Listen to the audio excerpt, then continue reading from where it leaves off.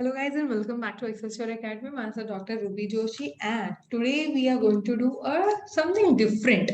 Like apart from the lectures, apart from the interview practice questions, today we are going to do something different and that is data interpretation and analysis. Okay, so if suppose Western blot or any PCR reaction or real-time PCR data is given, how are you going to analyze the data and interpret what is happening in the given experiment?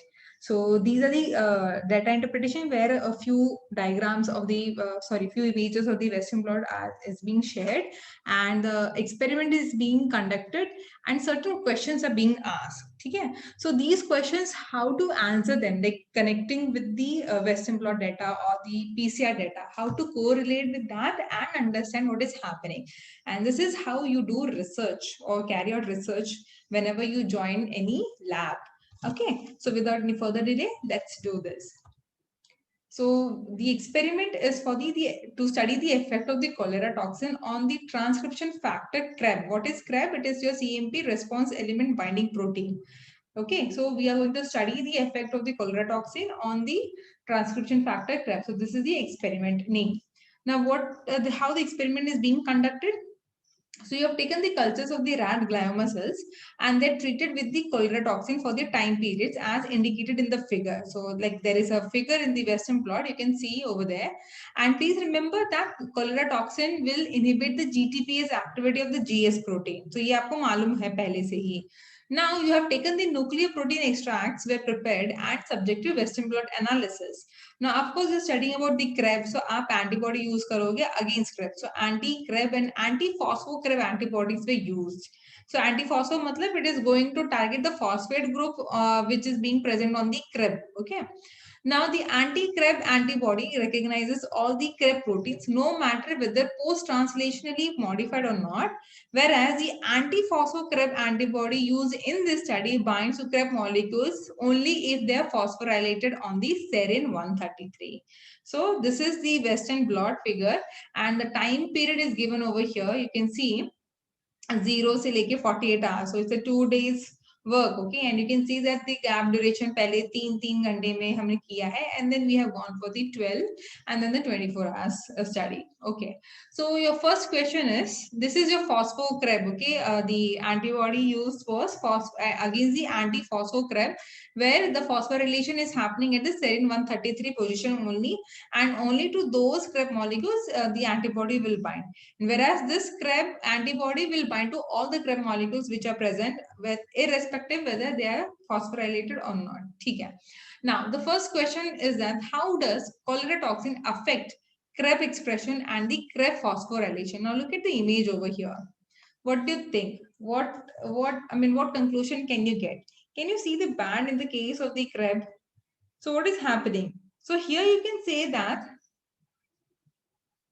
So here you can say that, as you can see that in the Western blot, all the wells are showing the bands, right? From 0 to 48. And if you compare it like the 0 hours, यानी कि जैसे आपने add किया था until 24 hours, as such, there is no change, right? So cholera toxin is not going to affect the expression of the CREB proteins. And since you can see that the amount which is being expressed over the period of time is actually unaffected, almost the same here, right? So in this we have used anti-CREB antibody. Okay, so this is how it answers your CREB expression. Now what about the CREB phosphorylation? What do you think about the CREB phosphorylation? The next part. So you can see that 0 hours thoda sa hai, फिर 1 में thoda sa hai. And once you keep on increasing the time, you saw that the expression of the phospho-CREB is actually increasing. ठीक है, so you, what is your control over here? ये 0 hour में जो है आपका, that is your control. Now when you compare with that, now if you see 0 hour and 48 hours में, and when you see comparatively, you can see that the expression is increasing, right? So what is happening? The amount of CREB which is being phosphorylated on the serine 133 is increased as a result of the cholera toxin treatment. So this is what you get the first inference. आप कोई भी Western blot करते हो, so this is how you should get the analysis. ठीक है, तो ये हो गया आपका फर्स्ट डेटा, लाइक कैसे हम इसको समझें कि अफेक्ट हुआ है या इंक्रीज हुआ है, डिक्रीज हुआ है और या अनअफेक्टेड है. So this is what you do in the first case. Okay, now next.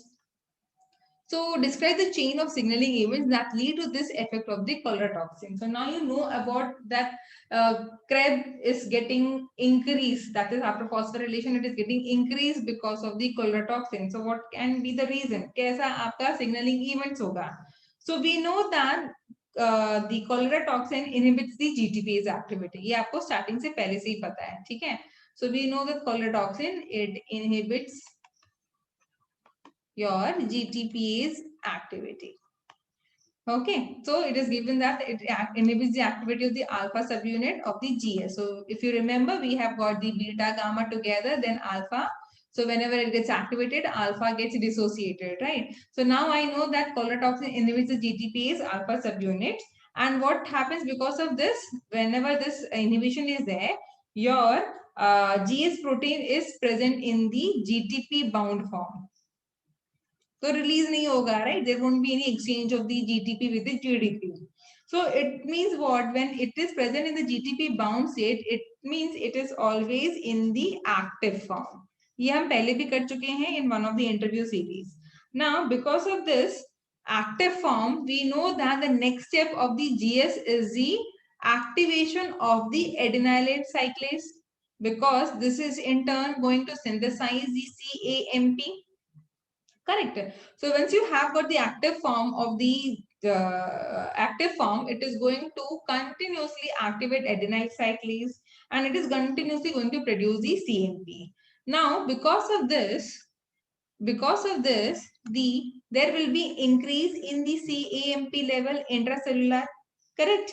Now, because of this increase in the CMP level, it is going to increase or it is going to activate the protein kinase A activity, that is your PKA, if you remember the pathway.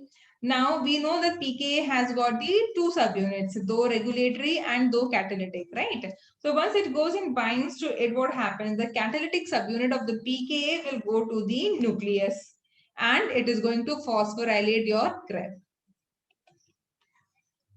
Okay? So this is what might have happened when the cells were treated with the toxin. So initially we saw that the phosphorylated Krebs at the serine 133 position, the effect of the expression was less. Correct. Let me go back and show you the figure. Oh. Yeah. So if you see over here, initially the expression was less and eventually with the period, with the time period and with the treatment of the cholera-toxin, you saw that there is an increase in the expression of the phospho-Krebs, right? So this is how you can actually understand like what might have happened. So आपका ये सब हुआ, ये सब हुआ, ये सब हुआ, and this is how the cholera-toxin is actually helping in the increased expression of the phospho-Krebs protein. Okay, so this is the chain of the salient events. Like let me once again I can draw for you.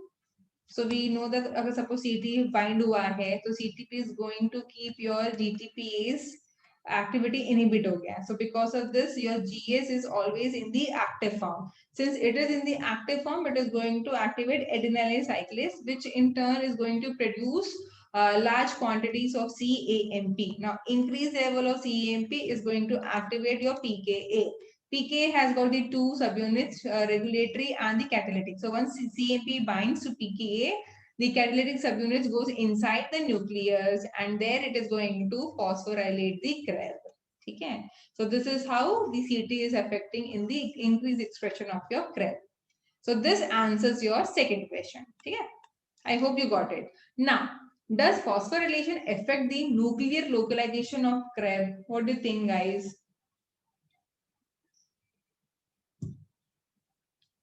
No, see, it is not going to affect because if you remember the pathway, both Krebs and phospho-Krebs, they are present in the nucleus.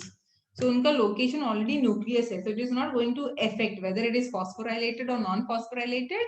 It is not going to affect because both are present inside the nucleus itself. So, yeah, It was very simple actually, but yeah, such kind of questions can be asked by your guide if you're doing the experiments.